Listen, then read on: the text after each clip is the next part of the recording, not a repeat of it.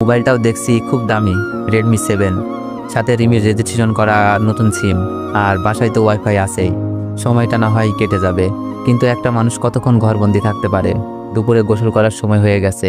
রিমির এনে দেওয়া লুঙ্গি নিয়ে ওয়াশরুমে গেছি গোসল করতে, বলতে ভুলে গেছি রিমিদের অ্যাডজাস্ট করা ওয়াশরুম, তাই তেমন সমস্যা হয়নি। তারপরও রিমি জানতে পারলে বকতে পারে। বলেছিল গোসল করার সময় রিমি ওয়াশরুমে এগিয়ে দিয়ে আসবে। তাছাড়া সাপোর্টার আছে, ভর দিয়ে চলার জন্য রিমি এনে দিয়েছিল কিছুদিন আগে। এখন মনে হয় হাঁটতে পারবো আমি একাই। গোসল করে বের হয়ে দেখি রিমি বসে আছে, আমাকে রাগ দেখিয়ে বলছে, আপনি একা একা কেন হাঁটছেন? যদি পায়ে ব্যথা লাগতো? আপনি তো সাপোর্টার এনে দিয়েছেন, আমার মনে হয় কেউ হেল্প করতে হবে না, একাই চলতে পারবো। এগিয়ে যাওয়ার আগেই রিমি উঠে এসে আমার হাত ধরল।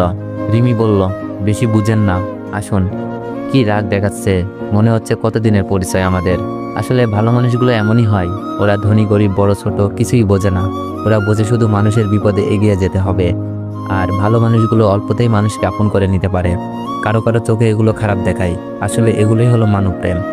আমি বললাম, একটা কথা বলবো? রিমি বলল, জি বলেন। ততক্ষণে আমি বিছানায় বসে আছি। আমি বললাম, রুমে থাকতে থাকতে কেমন যেন লাগছে, এমনিতেই মন খারাপ আব্বু আম্মুর জন্য। আজ বিকেলে কি আপনাদের ছাদে নিয়ে যাবেন? রিমি বলল, আপনাকে তো হাঁটতে মানা করছে, বারান্দায় বসে গল্প করব, মন ভালো হয়ে যাবে, ওকে? আমি বললাম, আচ্ছা ঠিক আছে। আচ্ছা, আমি খাবার নিয়ে আসছি, প্রস্তুত থাকেন। রিমি খাবার আনতে চলে গেল। বুঝি না এমনও ভালো মিশুক মেয়ে হয়। আপনাদের কি মনে হচ্ছে এগুলো শুধু গল্পতেই সম্ভব? না, এগুলো সম্ভব, আমার সাথে এমনই হচ্ছে। দুপুরে খাবার খেয়ে নিলাম। আমি যেই রুমে থাকি এখানে বারান্দাও আছে, আজ প্রথম জানলাম। বিকেলে রিমি আসলো গল্প করার জন্য। রিমি বলল, কি করছেন? আমি বললাম, কিছু না, শুয়ে আছি। রিমি বলল, বারান্দায় যাবেন না? না, রুমেই থাকি, পাটা যত তাড়াতাড়ি ভালো হয় ততই মুক্তি। ভেবে দেখলাম এমনিতেই অনেক কষ্ট হচ্ছে এদের, এখন হাঁটতে গিয়ে যদি পায়ে ব্যথা পেয়ে যাই। রিমি বলল, আচ্ছা আপনি লেখাপড়া করেন? মন খারাপ করেই বললাম, কলেজে উঠেছিলাম। রিমি বলল, আমিও তো। ভালোই হলো, তাহলে আমরা ফ্রেন্ড, ওকে? আমি বললাম, কি বলেন, আপনার সাথে ফ্রেন্ড? রিমি মন খারাপ করে বলল, কেন, আমাকে পছন্দ হচ্ছে না? আমি বললাম, কি বলেন, আপনার মতো মেয়ে হয় নাকি?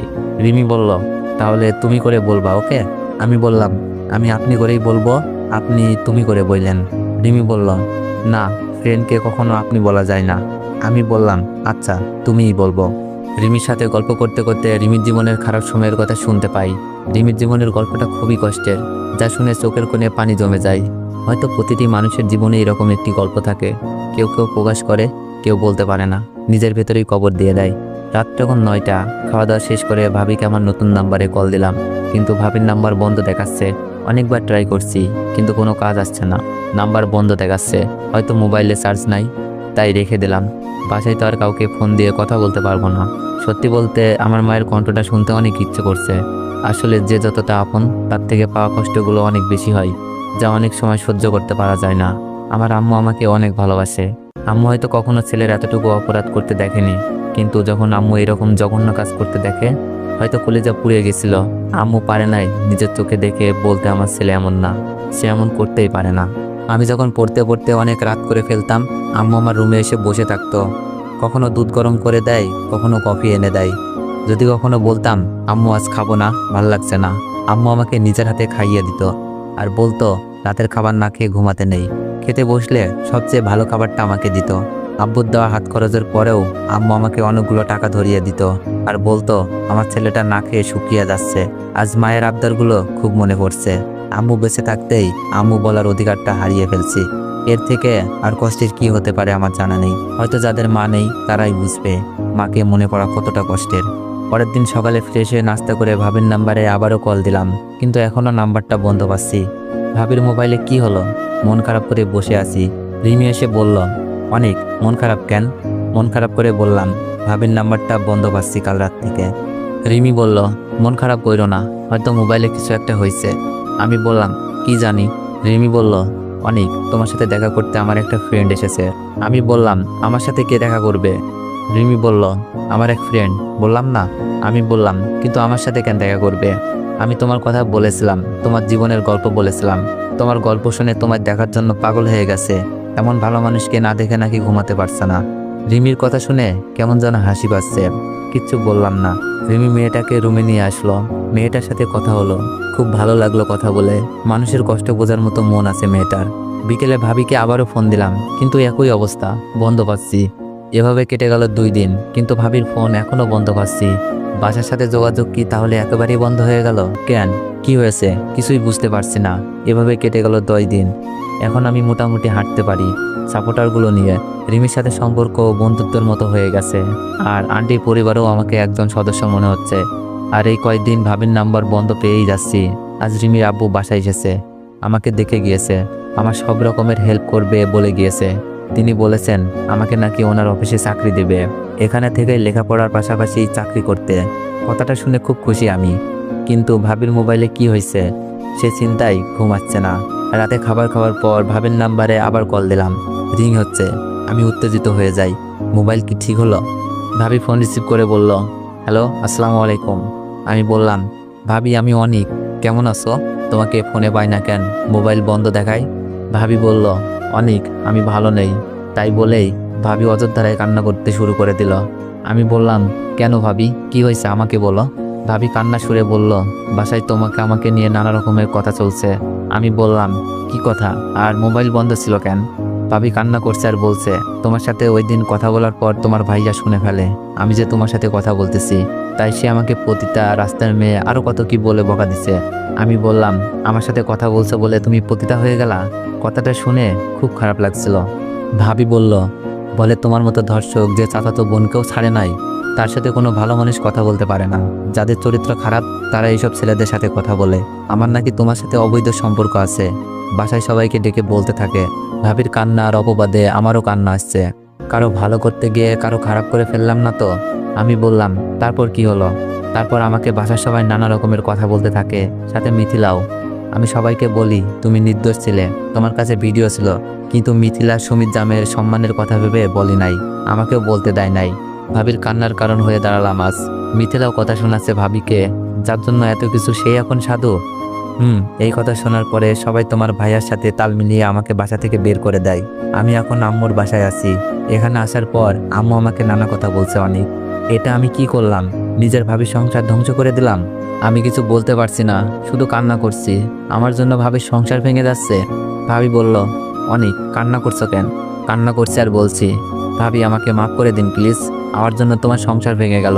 ভাবি বলল, অনেক এইসব নিয়ে ভেবো না, তুমি ভালো আছো তো? কান্না সুরেই বললাম, না ভাবি, তোমার কথা শুনে মনে হচ্ছে এখনই বাসায় এসে ভিডিওটা দেখাই, কিন্তু আমার কাছে তো এখন ভিডিওটাও নাই। অনেক আমাকে নিয়ে চিন্তা করো না, আম্মু আসছে, পরে তোমাকে ফোন দিব। ভাবি ফোনটা রেখে দিল। ভাবির জীবন আমি কাল হয়ে গেলাম। ভাবির জীবন সুন্দর, আর মিথিলাকে শাস্তি দিতে ভিডিওটা আমার লাগবেই, যা মোবাইলের সাথে সাথে হারিয়ে গেছে। তাহলে কি আমাদের আর নির্দোষ হওয়া হলো না, নাকি সারা জীবন অপবাদ নিয়ে বেঁচে থাকতে হবে? আমার কথা বাদ দিলাম, ভাবির কি হবে? আমি কান্না করছি রুমে বসে বসে, হয়তো কান্নার আওয়াজ কেউ শুনে ফেলেছে। রিমি, আঙ্কেল, আন্টি আমার কাছে এসে কান্নার কারণ জানতে চাইলো। আমি সব কিছু বললাম। আমার কথা শুনে ওদের চোখের কোণেও পানি।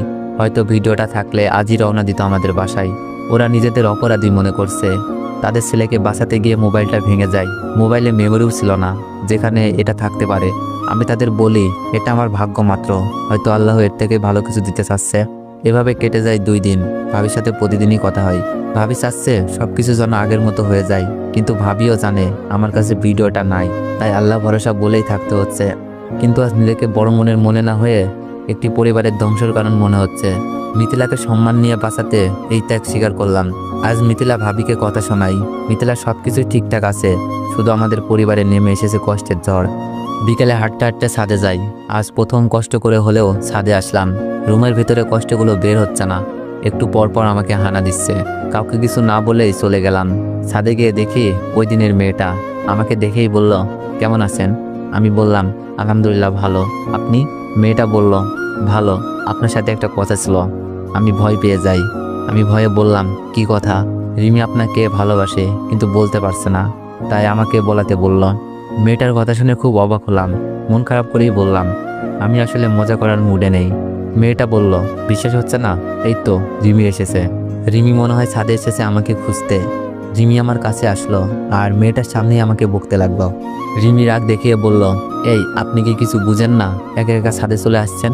আমাকে বলতেন নিয়ে আসতাম যদি কিছু হয়ে যায় আপনার। আমি কিছু বলছি না, শুধু অবাক হয়ে রিমির কথা শুনছি। রিমি কি সত্যি আমাকে ভালোবাসে? তাহলে এভাবে কেন শাসন করছে? রিমি বলল, কি হলো, কথা বলছেন না কেন? আমি বললাম, কাউকে বিরক্ত করতে চাই না, একা একা চলে এসেছি। রিমি বলল, বিরক্ত মানে? একটা দিমু ধইরা। মেয়েটা রিমিকে বলছে, রাখ রাখ মারপিট, পরে করিস, আগে তো প্রপোজ কর। রিমি মুখ চেপে বলল, কি বলিস এসব? মেয়েটা বলল, আমি সব বলে দিছি, দুলাভাই বিশ্বাস করছে না, তুই নিজের মুখেই বল। মেয়েটার কথা শুনে রিমির মুখ লাল হয়ে গেছে লজ্জায়। রিমি বলল, অনিক, আমি তোমাকে ভালোবাসি, তুমি কি আমাকে তোমার ওই বড় মনে জায়গা করে দিবা? রিমির কথা শুনে যেমন খুশি হয়েছি তেমনই চিন্তায় পড়ে গেছি। রিমির ব্যবহার, আমার প্রতি ভালোবাসার টান, সেগুলো আগেই লক্ষ্য করেছি। যা দেখছি, রিমির মতো মেয়েকে জীবনসঙ্গিনী হিসাবে পাওয়ার আকাঙ্ক্ষা জাগে। কিন্তু আমি ভাবছি অন্য কথা। রিমিকে পরে বলবো বলে ছাদ থেকে চলে আসি আর ভাবতে থাকি রিমির সাথে রিলেশনে যাওয়া আমার ঠিক হবে কিনা। তো এভরিওয়ান, নেটওয়ার্ক চাইলে একটু বেশি বেশি কমেন্ট করুন আর একটু বেশি বেশি কপি লিঙ্ক করে দিও। আর যারা যারা ইউটিউব থেকে ভিডিওটি দেখছেন সবাই একটু সাবস্ক্রাইব করে দিন। ধন্যবাদ।